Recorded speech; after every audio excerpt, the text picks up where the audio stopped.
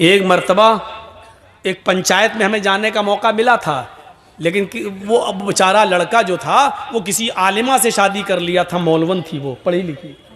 अब दोनों में बिगड़ गई। हम लोगों ने बहरहाल किसी तरह मामला निपटाया और बनाया उन दोनों का। तो मैंने कहा सुनो, ये काम तुम करोगे, और लड़की से कहा देखो आज के बाद शिकायत न सुने, रोटी खाना बना लेना, तैयार करना, तुम्हारा शौहर दुकान से आएगा, उसको खाना खिलाना, ये तुम्हारी जिम्मेदारी। कहती है मौलाना साहब आपको किसने मौलाना बनाया है? हमने कहा क्यों, क्या हुआ? कहा कि रोटी बनाने की जिम्मेदारी हमारी नहीं है। कौन सी हदीस में लिखा बताओ तो? लड़का कहता देखी।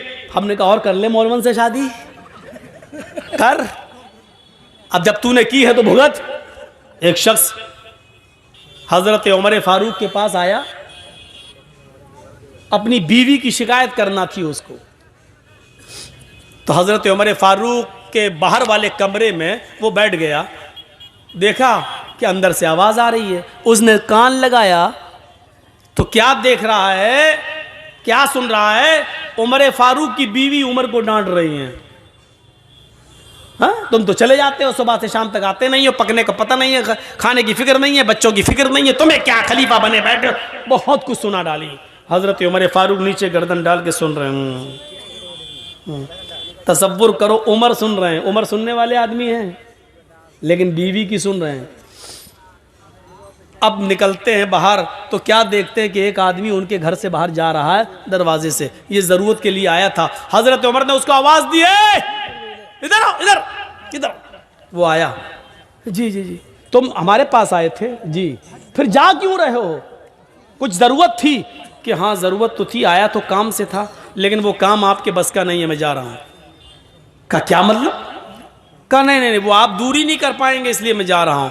अरे काम बताया है नहीं तूने, और कह रहा कि दूर नहीं कर पाएंगे। अरे काम तो बता पहले क्या है। कहने लगा अमीरुल मोमिनीन, मैं अपनी बीवी की शिकायत लेकर आया था कि मेरी बीवी हमें डांटती रहती है, फटकारती रहती है, हमारी सुनती नहीं है। आया था शिकायत लेकर, लेकिन यहां आने के बाद देखा कि आप तो खुद उस बीमारी में मुब्तला हैं। आपकी बीवी खुद आपको डांट रही है, तो आप मेरी क्या दूर करेंगे? आप अपनी नहीं कर पा रहे हैं। हजरत उमर ने कहा बैठो, बैठ गए। कहा ये बताओ, शादी के बाद जो बच्चा पैदा होता है वो बच्चा किसका है? कहा बाप का। कहा बच्चे को दूध पिलाने की जिम्मेदारी किसकी है? कहा बाप की। कि अगर औरत दूध पिलाने का पैसा मांग ले शौहर से कि मैं आपके बच्चे को दूध पिलाऊंगी, लेकिन आपसे इतना पैसा लगेगा, तो आपको देना पड़ेगा। कहा बच्चा किसका होता है? कि बाप का। पेशाब और पैखाना उस बच्चे का धोना किसकी जिम्मेदारी है? का बाप की। कहा कि हमारी बीवी हमारे बच्चे को धुलाती है, नहलाती है, दूध पिलाती है, इतना अल्लाह ताला ने उसके दिल में रहम डाल दिया है, और खाना पकाना भी औरत की जिम्मेदारी नहीं है, लेकिन वो हमारे लिए खाना भी बना देती है। कहने लगा खाना बनाना औरत की जिम्मेदारी नहीं है? कहा नहीं, नान नफका मर्द के जिम्मे है। आपका निकाह हुआ होगा तो काजी साहब ने निकाह पढ़ाया होगा, तो उसमें कहा होगा फला फला लड़की के साथ, फला फला की बेटी के साथ इतने इतने रुपए मेहर, या ये मेहर के इवज अलावा नान नफका आपका निकाह किया जा रहा है। क्या आपने कबूल किया? मान लीजिए किसी लड़की का नाम जैनब है और उसके बाप का नाम इदरीस है, तो आप निकाह जब पढ़ाएंगे, तीनों आयतें पढ़ने के बाद यह कहा जाएगा कि आए यूसुफ साहब, आए असलम साहब, आए जमील साहब, जैनब बिनते इदरीस की बेटी जैनब के साथ आपका निकाह 5,000 रुपए मेहर के एवज या 2 तोले सोने के एवज आपका निकाह किया जा रहा है। अलावा नान या 5,000 रुपए मेहर के एवज सिक्का राइजुल वक्त अलावा नान नफका आपके निकाह में दिया जा रहा है। क्या आपने कबूल किया? उसके जवाब में आप कहेंगे हाँ मैंने कबूल किया। तो अलावा नान नफका यानी इतने रुपए मेहर तो देना ही है, नान नफका भी आपके नान मानी रोटी, नफका मानी खर्चा, यानी दवा, बीमारी, इलाज, बच्चों के खर्चे, ये सब औरत की, मर्द की जिम्मेदारी है कि वो औरत को दे। तो वो पकी हुई रोटी भी मांग सकती है। एक मर्तबा एक पंचायत में हमें जाने का मौका मिला था, लेकिन वो अब बेचारा लड़का जो था वो किसी आलिमा से शादी कर लिया था, मौलवन थी वो, पढ़ी लिखी। अब दोनों में बिगड़ गई। हम लोगों ने बहरहाल किसी तरह मामला निपटाया और बनाया उन दोनों का। तो मैंने कहा सुनो, ये काम तुम करोगे, और लड़की से कहा देखो आज के बाद शिकायत न सुने, रोटी खाना बना लेना, तैयार करना, तुम्हारा शौहर दुकान से आएगा, उसको खाना खिलाना, ये तुम्हारी जिम्मेदारी। कहती है मौलाना साहब आपको किसने मौलाना बनाया है? हमने कहा क्यों, क्या हुआ? कहा कि रोटी बनाने की जिम्मेदारी हमारी नहीं है। कौन सी हदीस में लिखा बताओ तो? लड़का कहता देखी। हमने कहा और कर ले मौलवन से शादी कर, अब जब तूने की है तो भुगत। फिर मैंने 4 लोगों के साथ मिलकर समझाया कि देखो समाज के अंदर भी कुछ बातें ऐसी होती हैं जो लेके चलना पड़ता है। अब तुम्हारा शौहर जब इतना कर रहा है तो खाना तुम भी। तब उसको प्यार से समझाया, तब कहती हाँ ऐसे समझाओगे तो बना दूंगी, लेकिन अगर ये कहो कि खाना बनाना तुम्हारी जिम्मेदारी, मेरी नहीं है। अब आप लोग सोच रहे होंगे मौलाना यहाँ बयान कर दिया, कहीं ऐसा ना हो कि घर में कल हमारी औरतें हमसे खाना बनवाएं। इतना जालिम नहीं होंगी इंशाअल्लाह, इतना जालिम नहीं होंगी, जुल्म नहीं करेंगी। तो हजरत उमर ने उसको समझाया कि वो खाना बना देती हैं, कपड़ा धो देती हैं, बच्चे को नहला देती हैं, उसका पेशाब और पायखाना साफ कर देती हैं। कहता हाँ ये तो है, हाँ ये तो है, हाँ ये तो है। तो कहा फिर थोड़ी सी 2-4 बातें सुन ले, उसमें क्या बिगड़ रहा तेरा, चुप खामोश हो जा। देख मैं कितनी बड़ी हुकूमत का मालिक मैं सुन रहा हूं अपनी बीवी की, तू भी सुन ले। उसको समझा दिया। हर मामले में अकड़ ही ठीक नहीं होती है, क्योंकि अल्लाह के रसूल सल्लल्लाहु अलैहि वसल्लम ने फरमाया फ़इन्नल मरअता खुलिक़त मिन ज़िलइन, औरत आदम अलैहिस्सलाम की बाएं पिसली से पैदा हुई है, और पिसली का ऊपर वाला हिस्सा जो है वो टेढ़ा होता है। आप देख लीजिए ये पिसलियां है ना, ये पिसली, ये सबसे ऊपर वाली पिसली से पैदा हुई औरत, बाएं तरफ जो उल्टी तरफ।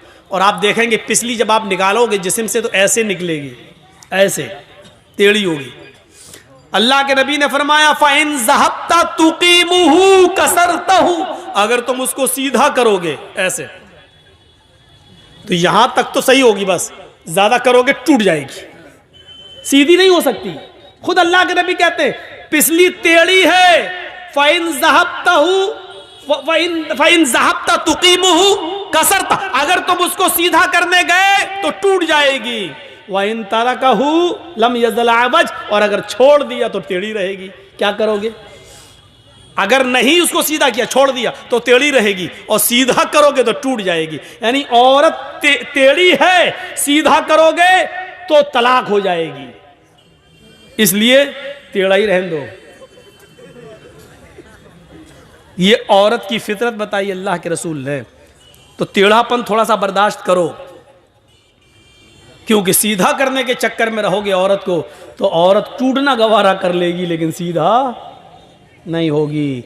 अब इससे ज्यादा खुलकर अल्लाह के नबी और क्या बताएंगे, समझदार के लिए इशारा काफी है। मतलब यह है कि औरत को पिसली की तरह है, उसको उसी हाल में रहने दो जिस हाल में वो है। थोड़ी बहुत बातें उसकी सुन लो, क्योंकि शैतान तो चाहता ही है कि घर बिगड़वाएं। अपनी औलाद के हुकूक अदा कीजिए। बहुत शिकायतें, मौलाना मेरा बेटा मेरा कहना नहीं मानता, मौलाना मेरा बेटा मेरा कहना नहीं मानता, मौलाना औलाद बड़ी नाफरमान है। क्यों नाफरमान है?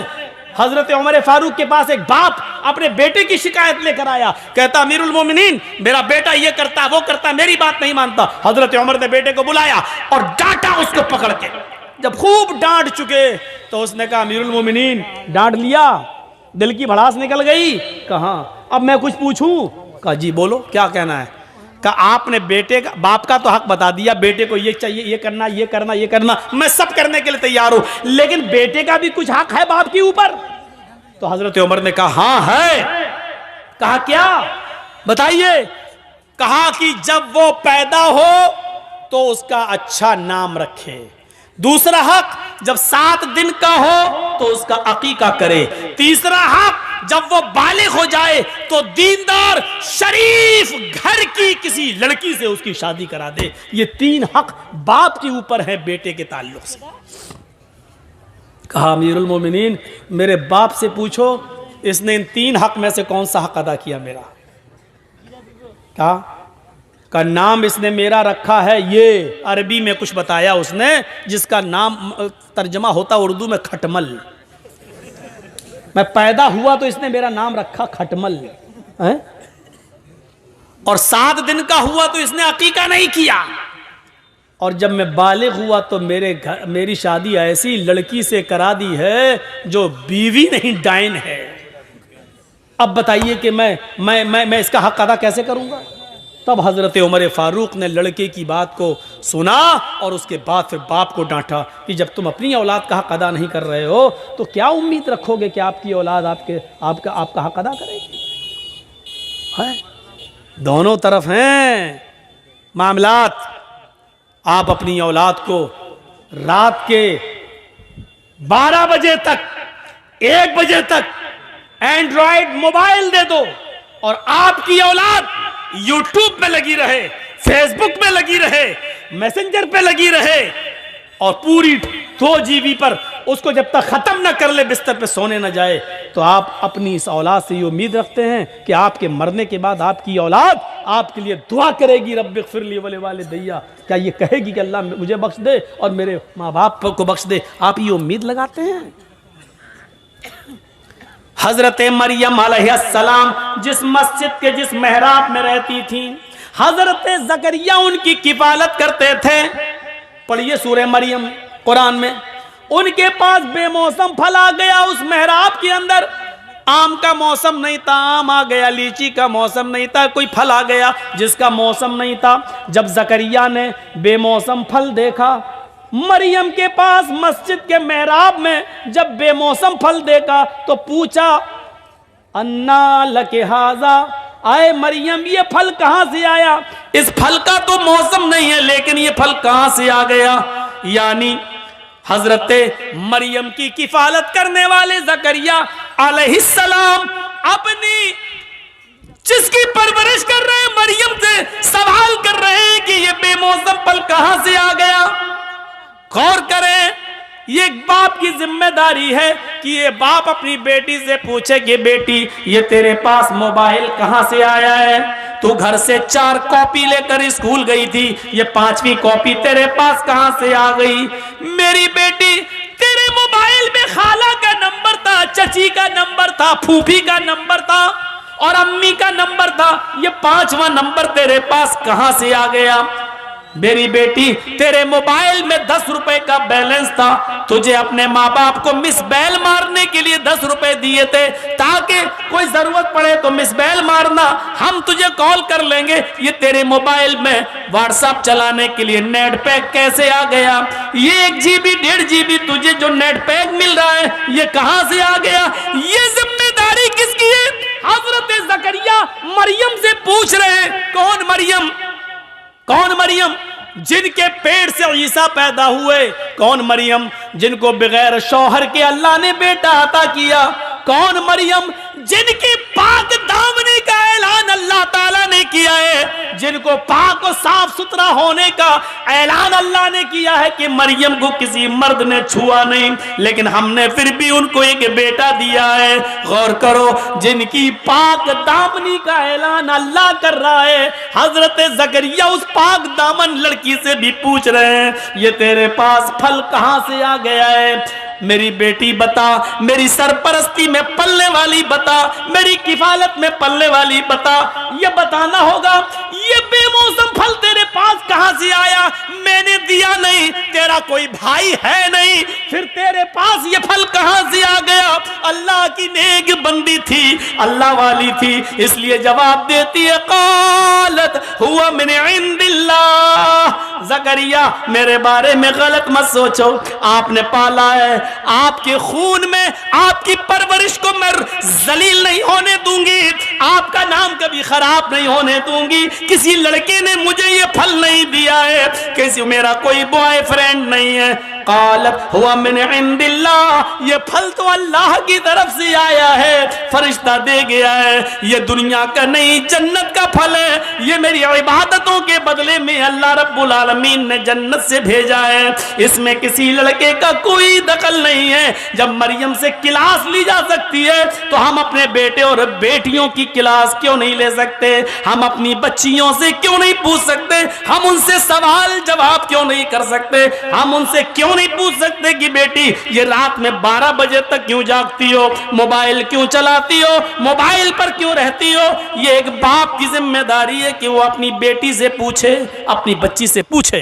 बाप की जिम्मेदारी है कि वो अपनी बेटी से पूछे। हम कहां पूछते हैं? कभी आपने पूछा ये जलसे में मेले लगते हैं और मेलों में जो शॉपिंगें होती हैं और लड़कियां घूमती हैं, क्या क्या होता है?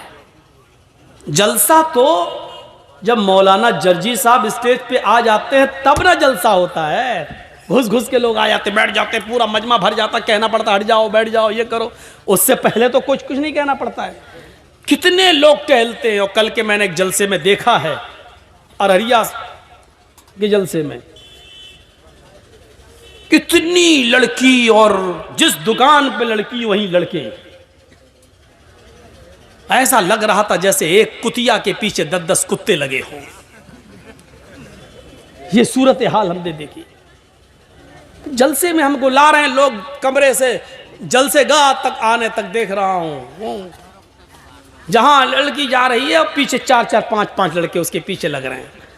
ये मिसाल हमें देना पड़ रही है। मौलाना साहब, ये कुतिया कुत्ते वाली मिसाल क्यों दे दी आपने?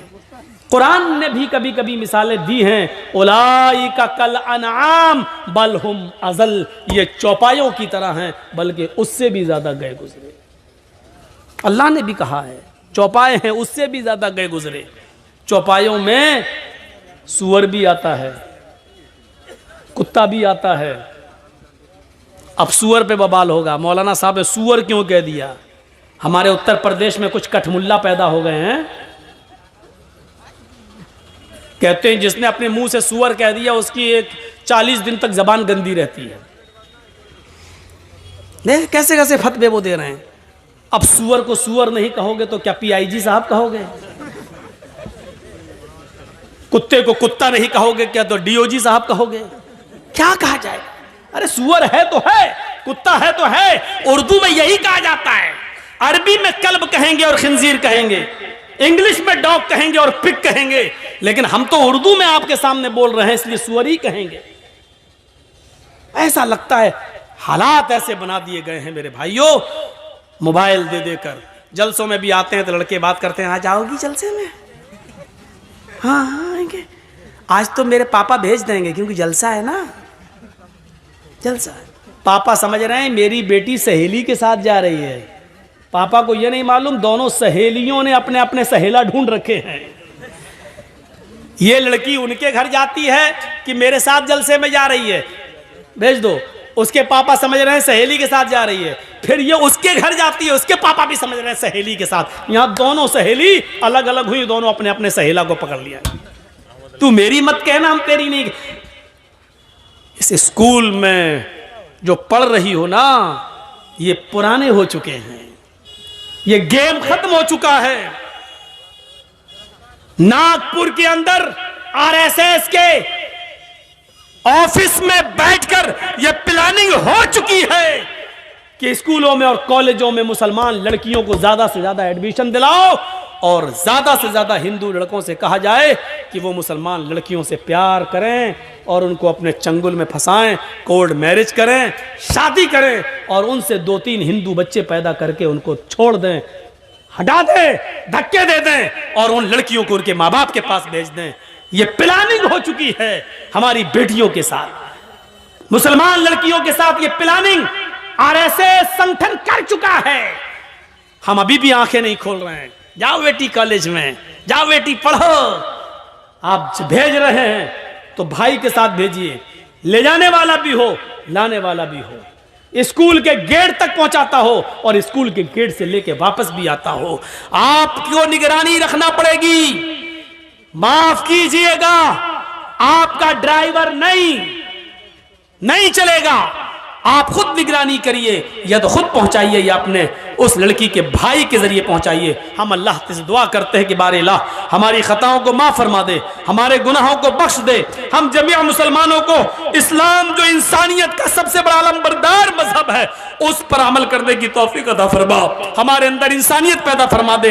हज़रत उमर फारूक ने जो खिदमत करके बताई है हमें वो खिदमत करने की तौफीक अता फरमा। गैर मुस्लिमों के साथ भी हमें अच्छा सलूक करने की तौफीक अता फरमा। जब तक तू हमें जिंदा रख, इस्लाम पर जिंदा रखना, और जब हमारा खात्मा हो तो ईमान पर हमारा खात्मा फरमाना। व मा अलैना